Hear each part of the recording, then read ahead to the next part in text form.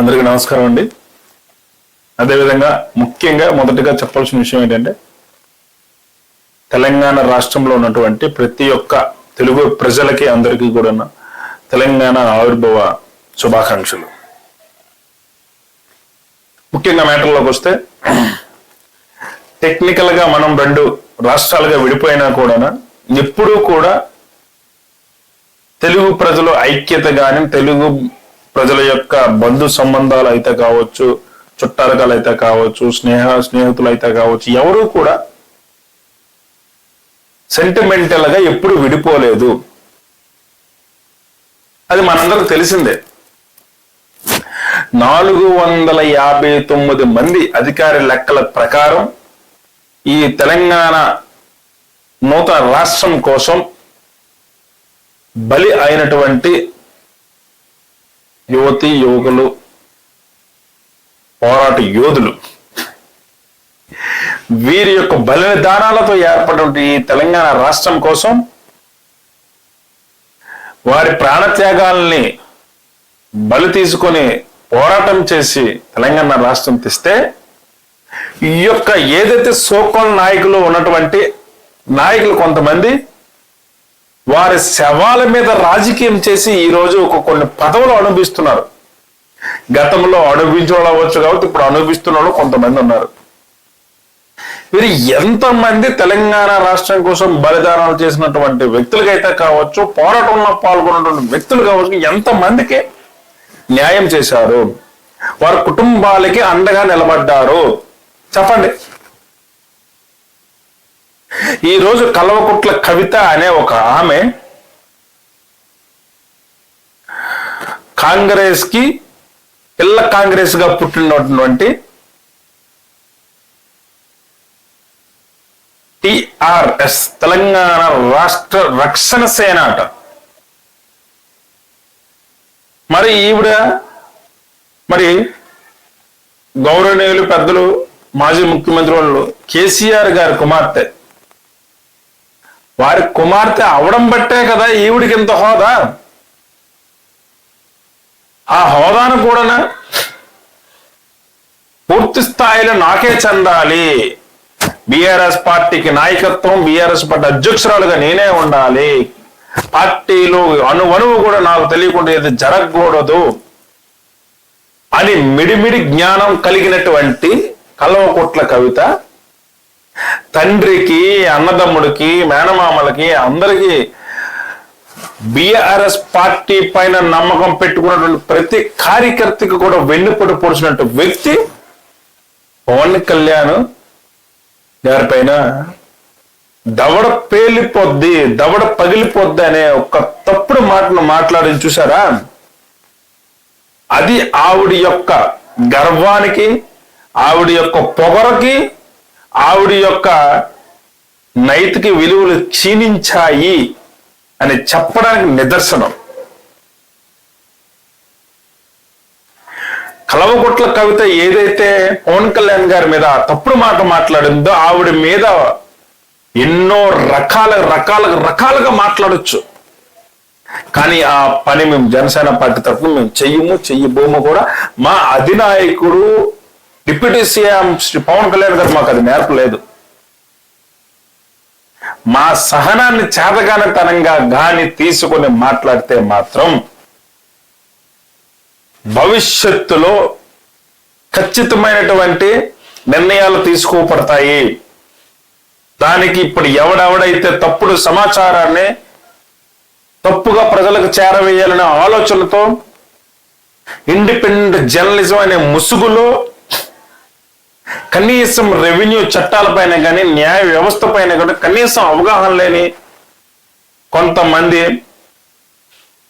పచ్చగజాలం పోరం book ముసుగులో ఉన్నటువంటి జర్నలిస్టులు, వారి వల్ల నిజమైనటువంటి గౌరవం ఉన్నటువంటి సిద్ధాంతాలకి కట్టుబడి జర్నలిజం చేస్తున్నటువంటి నిజమైన జర్నలిస్టులకి ఈరోజు గౌరవం లేకుండా పోతుంది. ముఖ్యంగా పవన్ కళ్యాణ్ గురించి ఏదైతే తెలంగాణ రాష్ట్రంలో అడుగు పెట్టనీయమో అని సవాలు విసురుతున్నారు, తెలంగాణలోని అడుగు పెట్టనీయమని చెప్తున్నటువంటి ప్రతి ఒక్కరు అయ్యి జాగిరే తెలంగాణ గడ్డని మేము అడుగుతున్నాం. ఎవడబ్బ జాగిరే తెలంగాణ రాష్ట్రం? ఆంధ్రప్రదేశ్ రాష్ట్రానికి ఎన్నో అప్పులన్నీ పెట్టుకొని ఆస్తులన్నీ తీసుకున్నటువంటి రాష్ట్రంగా తెలంగాణ రాష్ట్రం ఏర్పడినా కూడా ఒక ఆంధ్రప్రదేశ్ పౌరుడుగా కూడా ఏ రోజు బాధపడలేదు. సరే, ఓకే, వారి హక్కుల కోసం వారు పోరాడుతున్నారు, ఇంత పెద్ద రాష్ట్రంలో వారికి న్యాయం జరగట్లేదేమో అని ఒక సాధారణ పౌరుడుగా ఆలోచన చేసి నేను ఏ రోజు కూడా బాధపడలేదు. కానీ 459 మంది బలిదానాలతో ఏర్పడినటువంటి తెలంగాణలోనే శవాల మీద రాజకీయం చేసి ఈ చెత్త రాజకీయ నాయకులు ఈరోజు పవన్ కళ్యాణ్ గారి గురించి మాట్లాడుతున్నారు. పవన్ కళ్యాణ్ గారికి ఏ రోజు కూడా ఆ రాష్ట్రం వేరు ఈ రాష్ట్రం వేరు ఏ రోజు లేదు. అసలు జనసేన పార్టీ పురుడు పోసుకుంది తెలంగాణ రాష్ట్రంలో కదా. జనసేన పార్టీ ఆవిర్భావమే తెలంగాణ రాష్ట్రంలో ఆవిర్భవించింది. దాన్ని మరి తెలంగాణ రాష్ట్రంలో జనసేన పార్టీని ఉండనేమో, తెలంగాణ రాష్ట్రంలో జనసేన పార్టీ రాజకీయం చేయడానికి లేదు అంటే నువ్వెవరమ్మా చేయొద్దని చెప్పడానికి? అన్నం ప్రభాకర్, నువ్వెవరు తెలంగాణ రాష్ట్రంలో రాజకీయం చేయ? నీ ఒక్కడికి రాజకీయం చేయడానికి ఉందా? కాంగ్రెస్ గా రాజకీయం చేయడానికి ఉందా ఈ తెలంగాణ రాష్ట్రంలో? వేరే పార్టీలకు ఉండదా? గతంలో పవన్ కళ్యాణ్ ఏదైతే నినాదం ఇచ్చారో కాంగ్రెస్ హఠావో, కాంగ్రెస్ ఈ రాష్ట్రంలో కనీసం ఏ స్థాయిలో కూడా ఈ ఆంధ్రప్రదేశ్ రాష్ట్రంలో లేదు. భవిష్యత్తులో కూడా ఇదే పొగరు చూపిస్తే మాత్రం ఖచ్చితంగా తెలంగాణ రాష్ట్రంలో కూడా కాంగ్రెస్ ఉండకుండా పోతుందని చెప్పి సందర్భంగా తెలియజేస్తున్నాం. ఒక డిప్యూటీ సీఎంకి, ఒక పక్క రాష్ట్ర డిప్యూటీ సీఎంకి కనీసం గౌరవం ఇచ్చే విధంగా నీ మాట తీరుందా? కనీసం ఆయన రాష్ట్రాన్ని, ఈ రెండు రాష్ట్రాలు 2 కళ్ళతో సమానం. ఆయనకి రాష్ట్రంలో కరోనా వస్తే ఆయన యొక్క నిధులు నా ప్రజలు అనుకొని ఇచ్చారు. ఆయన సొంతంగా కూడా గవర్నమెంట్కే ఇచ్చారు. ఎందుకు ఇచ్చారు? సొంతంగా చేసుకుంటే ఇంకా మైలేజ్ వచ్చింది. అదేవిధంగా ఇంత మీ కాంగ్రెస్ ప్రభుత్వం అభివృద్ధి చేస్తున్నట్టు అభివృద్ధి అని చెప్తున్నారు కదా. హైదరాబాద్ యొక్క డ్రైనేజీ వ్యవస్థ మార్చగలిగారా మీరు? కనీసం బీఆర్ఎస్ కానీ కాంగ్రెస్ కానీ ఈ రోజు వరకు అనుకున్నా. గంట వర్షం పడితే ఎక్కడెక్కడ కొన్ని 100 కిలోమీటర్ల ట్రాఫిక్ జామ్ అయిపోయిన విధంగా మరి హైదరాబాద్ మొత్తం కూడా మునిగిపోతుంది. ఇదేనా మీ అభివృద్ధి? వాటి మీద పెట్టండి అయ్యా ఫోకస్. ఈరోజు జనసేన పార్టీ క్రియాశీలకంగా మారుతుంది దేశ రాజకీయాల్లో. ఏ రాష్ట్రానికి ప్రజలు పవన్ కళ్యాణ్ వెళ్ళినా కూడా బ్రహ్మరథం పడుతున్నారు. ఆయన యొక్క ఇంపాక్ట్ ని తెలంగాణ రాష్ట్రం మీద కానీ తెలంగాణ యొక్క ఇప్పుడున్నటువంటి ఏదైతే సోకాల్డ్ పార్టీస్ ఉన్నాయో వాటి మీద పడకూడదనే దూరదృష్టి ఈ రోజు జనసేన పార్టీని అణచి వేయాలని చూస్తున్నారు. అది జరగని పని. ఈ రోజు తెలంగాణ రాష్ట్రం ఏదైతే పోరాట ఫలితంతో ఏర్పడిందో అదే పోరాటాల యొక్క లక్ష్యాలు, సిద్ధాంతాలు కలిగినటువంటి పార్టీ జనసేన పార్టీ ఖచ్చితంగా రాబోయే రోజుల్లో తెలంగాణ రాష్ట్రంలో అద్భుతమైనటువంటి అభివృద్ధి చెందుతుంది. ప్రజల పక్షాన్ని ఈ రోజుకి నిలబడుతుంది. ఇంకా నిలబడి అనేక రకమైన కార్యక్రమాలు చేసి మరి భవిష్యత్తులో క్రియాశీలకమైన రాజకీయ వ్యవస్థను ఏర్పాటు చేయబోతుంది జనసేన పార్టీ. మీకు నచ్చినట్టు మీరు పార్టీలు స్థాపించవచ్చు. కల్వకుట్ల కవిత పెట్టిన పార్టీ పేరు ఏంటండి? తెలంగాణ రక్షణ సేన. తెలంగాణ కనీసం 459 కుటుంబాలకు ఏ రోజు నువ్వు రక్షణ కల్పించావమ్మా? ఇన్ని కోట్ల అధిపతిరాలివి కదా నువ్వు.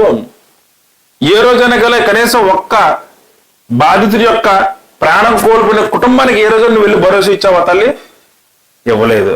నువ్వు రక్షణ దేనికి రక్షణ? నీకు రక్షణ కల్పించుకోవడం కోసం నువ్వు ఒక రక్షణ సేనం అనే పనికి మాలిన ఒక పార్టీని పెట్టావు. నువ్వు నీ తాలూకు కేసుల్ని ఉపసంహరించుకోవడానికి లేదంటే కేసుల నుంచి బయటపడడానికి నీ యొక్క పార్టీని వాడుకుంటున్నావు. తెలంగాణ రాష్ట్ర ప్రజల్లో వాడుకుంటున్నావు. బడుగు బలహీన వర్గాలని ఒక సెంటిమెంట్ రూపంలో నువ్వు వాడుకుంటున్నావు. కేవలం నువ్వు లెక్కర్ స్కామ్ లో నుంచి బయటపడడానికి మాత్రమే. చెప్పకూడదు నుంచి వచ్చావు కదా, ఆ మాత్రం నీకు పొగరు ఉంటుందిలే. పవన్ కళ్యాణ్ గారిని మాట అంటావా? పవన్ కళ్యాణ్ గారిని దవడ పేలిపోద్ది, దవడ పగిలిపోద్దనా? అదే ఆయన కనుసైగ చేస్తే తెలంగాణ రాష్ట్రంలో ఉన్నటువంటి ప్రతి వీర మహిళ జుత్తు పట్టుకుని నేలకేసి కొట్టే పరిస్థితి ఉంటుంది. నీకు జుత్తు పట్టుకుని నేలకేసి కొట్టే పరిస్థితి. అర్థమవుతుందా తల్లి? కానీ ఆ సంస్కారం మాలో లేదు కాబట్టే నువ్వు నచ్చినట్టు మాట్లాడుతున్నావు. ఏ రోజున తెలంగాణ, నా తెలంగాణకు ఏ రోజున రూపాయి కొరకు తెలంగాణ రాష్ట్ర ప్రభుత్వం తెలంగాణ ప్రభుత్వం దానం చేసిన సందర్భాలు ఉన్నాయా కవిత గారు? ఇదేనా మీ యొక్క మాట తీరు? ఈ రోజు కూడా మాట అన్నాక నాకు చాలా బాధ, కానీ తట్టుకోలేకపోతున్నాను. నువ్వు అన్ని మాట తట్టుకోలేకపోతున్నాను. దేశ ప్రధాని వచ్చి ఆయన ఇంటికి కూర్చొని ఆయన యోగక్షేమాలు అడుగుతున్నారు. ఆయనకున్నంత పవర్ అలాంటిది. అలాంటిది నువ్వా మాట్లాడేది? పొన్నం ప్రభాకర్ గారు, మీరు ఒక మంత్రి హోదాలో ఉన్నారు, గౌరవప్రదమైన హోదాలో ఉన్నారు. హుందాతనంగా మాట్లాడండి. మీరు హుందాతనంగా మాట్లాడండి.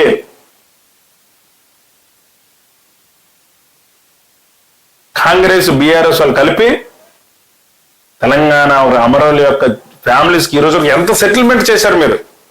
వాళ్ళ ఫ్యామిలీని ఎంతవరకు కూడా వాళ్ళ ఫ్యామిలీస్ ని మీరు కాపాడగలిగారు? వారి శవాల మీద కదా మీరు రాజకీయం చేస్తున్నారు. వారి శవాలు వాళ్ళు చనిపోయారు కాబట్టే కదా ఈ రోజు మీకు ఈ యొక్క మంత్రి పదవి వచ్చింది.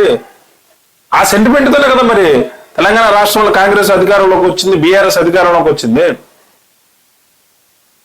నరేంద్ర మోడీ గారి యొక్క నాయకత్వంలో రాష్ట్రం అద్భుతంగా కూడా దూసుకుపోతుంది. కేవలం ఒక కూటమి ధర్మాన్ని పాటించి ఈరోజు అద్భుతమైన అభివృద్ధి చేసుకుంటున్నది. అది వారవలేక ఈరోజు కల్వకుంట్ల కవిత మాట్లాడుతుంది. ఆ రోజు చంద్రబాబు నాయుడు గారు దూరదృష్టితో కదా ఆలోచించి రాష్ట్రం కలిసి ఉంటే ఒక హైటీ హబ్గా ఆర్థిక రాజధానిగా హైదరాబాద్ ఉంటే ఆంధ్రప్రదేశ్ రాష్ట్రం కూడా అన్ని విధాలుగా అభివృద్ధి చేయించిన ఆ విధానంతో ఆర్థిక వనరులను సృష్టించే విధంగా ఆయన ఆ రోజు ఏర్పాటు చేస్తే దయ్యా దాక్షిణ్యం లేకుండా ఆ రోజు మాకు అప్పులే ఇచ్చి ఆర్థికంగా మీరు బలపడ్డారు. అది కూడా రాజకీయ కక్షతో చేసినటువంటి, రాజకీయ కుట్రతో చేసినటువంటి ప్రయత్నంలో ఆ రోజు మరి తెలంగాణ రాష్ట్రం విడిపోయింది. అందుచేత ముఖ్యంగా తెలంగాణ రాష్ట్ర ప్రజలకు నేను చెప్పదలుచుకుంది ఏంటంటే, తెలంగాణ రాష్ట్ర ప్రజలందరూ కూడా ఉన్న కనీసం ఈ యొక్క ఏదైతే మేధావి ముసుగులో ఉన్నటువంటి రాష్ట్ర రక్షణ సేన అనుకోని స్థాపించినటువంటి మనుషులైతే కావచ్చు, వారి యొక్క విధానాలను కావచ్చు, వారి యొక్క మాట తీరు కావచ్చు, వారి యొక్క ఆలోచన విధానం కావచ్చు, దయచేసి క్షుణ్ణంగా పరిశీలించి అలాంటి వారిని తెలంగాణ రాష్ట్రంలో కాదు అసలు రాజకీయాల్లోనే లేకుండా విధంగా చేయవలసిన